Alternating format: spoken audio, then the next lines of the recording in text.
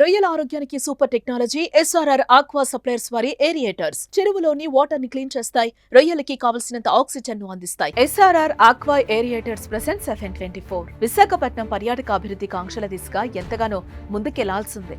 మత్స్యరంగం సముద్ర పర్యాటక కేంద్రంగా దాని ప్రత్యేకతను ఉపయోగించుకోవడం ద్వారా విశాఖ ప్రపంచ స్థాయి పర్యాటక ఆకర్షణగా మారే అవకాశం ఉంది.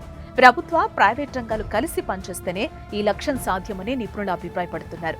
ప్రస్తుతం క్రూజ్ టూరిజం, ముఖ్యంగా విశాఖపట్నం నుండి కాకినాడ వరకు క్రూజ్ సర్వీస్ చేపట్టాలనే ప్రతిపాదనలు ఉన్నప్పటికీ అమలు దిశలో పురోగతి కనిపించడం లేదు. సముద్ర పర్యాటకంలో మత్స్యకారులకు beach fishing tourism, deep sea fishing లాంటి కొత్త అవకాశాలు సిద్ధమవుతాయి. విశాఖ తీర ప్రాంతం సుదీర్ఘమైన సముద్ర తీరానికి చెందిన ప్రత్యేకతను మత్స్యరంగంతో ముడిపెట్టి ఆక్వా పార్కులు, ఫిషింగ్ సఫారీలు వంటి ప్రత్యేకతలను సృష్టించడం ద్వారా పర్యాటకులను ఆకర్షించొచ్చని, మత్స్య సంపదను అర్థవంతంగా ఉపయోగించుకుంటే విశాఖపట్నం పర్యాటకానికి కొత్త ఒరవడి సృష్టించవచ్చని నిపుణులు అభిప్రాయపడుతున్నారు.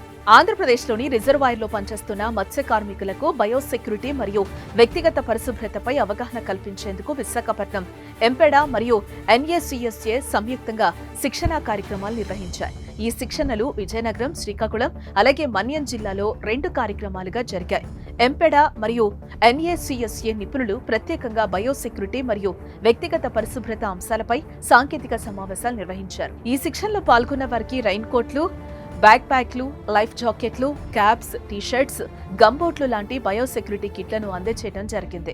తద్వారా రిజర్వాయర్ ఫిషరీస్ లో భద్రతా చర్యల గురించి ప్రస్తావించారు. స్వచ్ఛతా హీ సేవ ప్రచారంలో భాగంగా విశాఖపట్నం మత్స్య పరిశ్రమలో శుభ్రతపై ప్రత్యేక చర్యలు తీసుకున్నారు. ఫిషరీస్ సర్వే ఆఫ్ ఇండియా ఆధ్వర్యంలో విశాఖపట్నంలోని జోనల్ కార్యాలయంలో శుభ్రతా కార్యక్రమాలు నిర్వహించారు. మత్స్య శికారి, మత్స్యదర్శిని నౌకలు, జెట్టి నెంబర్ 6 సహా కీలక ప్రాంతాలను శుభ్రపరిచారు.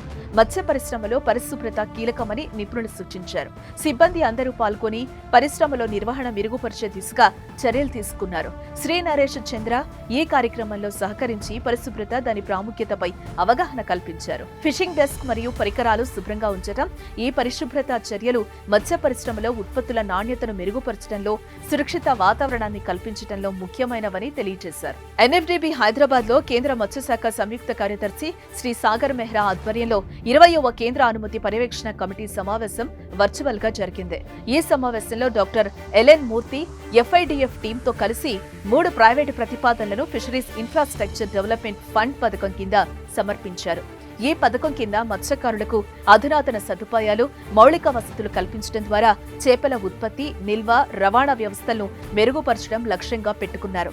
ఈ ప్రతిపాదనలు మత్స్యకారులకు ఆధునిక సాంకేతికతలను అందుబాటులోకి తెచ్చి ఆర్థికంగా బలపడే దిశగా కీలక పాత్ర పోషించనుంది. మత్స్యరంగాన్ని సమర్థవంతంగా అభివృద్ధి చేసి ఉపాధి అవకాశాలు పెంచేందుకు ప్రభుత్వం చేపట్టిన ఈ చర్యలకు మత్స్యకారులు సానుకూలంగా స్పందిస్తున్నారు. Follow fishery news Telugu for more updates.